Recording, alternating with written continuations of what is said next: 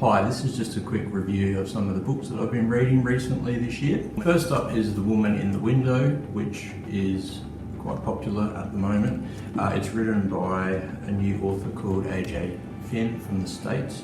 It's a twisty drama thriller. I have mixed feelings about this book. It's got a lot of parallels to film noir and also the evident author's love of old school cinema and Hitchcock, etc. So there's a lot of references to different films, obviously most clearly echoing Alfred Hitchcock's Rear Window, which of course has been made with Shia LaBeouf, or a bit of a remake with Disturbia. It's about a woman in her 30s that has become agoraphobic. She doesn't leave her home. She has severe anxiety as well as possible other mental health disorders. Some new neighbours move in next door, which she's constantly observing across the way from her windows, thus the Rear Window references, and one day she believes she sees a murder. The question is, does she have the cognitive function to piece together the mystery and indeed survive? It's compelling, it's a page turner. It does have a couple of twists, but they don't sort of blow your socks off. You kind of, while you might not predict it completely, you get a feeling of where the book is heading. It has an exciting conclusion. I would give this 2.5 Grisbys if you like mystery thrillers. Director Joe Wright's currently got the rights, the director of Atonement, which has just been made into a film with Julianne Moore, Amy Adams and Gary Oldman, which sounds like an amazing cast. Apparently test audiences didn't respond to the preview screening, or they were puzzled by some of the incidents in the film, so it's gone back into post-production. So the release date has been delayed for another 6 months or so for next year. I think it will be an interesting film. I'm looking forward to seeing that. So that's The Woman in the Window. Give it a go. Next up is The Key to Midnight, written by Dean Koontz. It's another sort of mystery thriller. It concerns a young woman in her 30s who is living in Japan and runs a bar nightclub there where she meets a mysterious man by the name of Alex Hunter. They begin a romance and he helps her piece together some of the fragments of her memory that she's lost. It delves into sort of spy territory in the second half of the book. It's a bit of fun.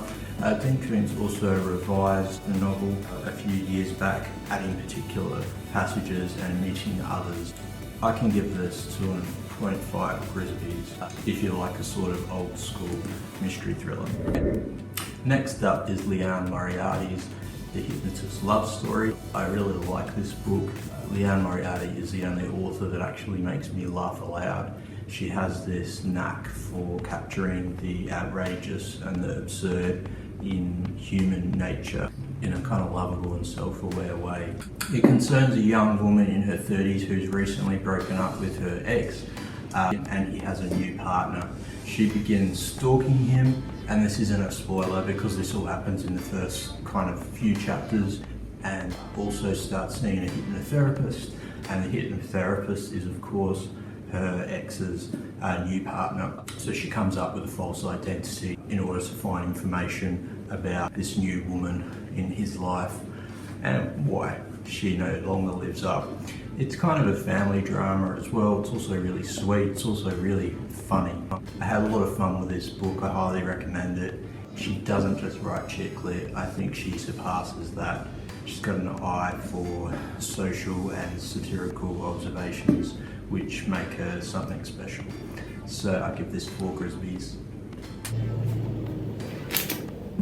I also read Stephen King's Duma earlier in the year. I like Stephen King, but you got to be in the mood to read him, and also some are better than others. This is one of his relatively more recent ones and perhaps not as well known. When was it released again? Sorry. I think it was like 2003. No, it was first released in 2008. It's kind of when he went off into the psychological drama, horror, and he is a bit more sophisticated in his writing. It's not just sort of pure horror, although you could argue he never really was. I like elements of this book, but I found it too long-winded. It concerns Edgar Fremantle, who has an accident, and he loses some of his mental capabilities and picks up others, of course. because this is Stephen King after all, who delves in the supernatural.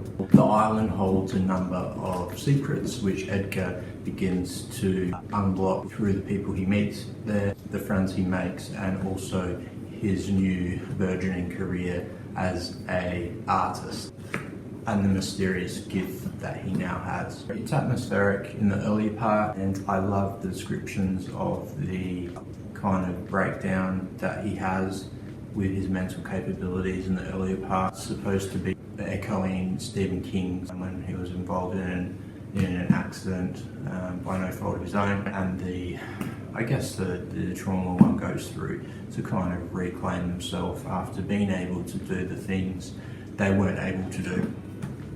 So I actually identify with that in the book as well, but only in the earlier part of the book.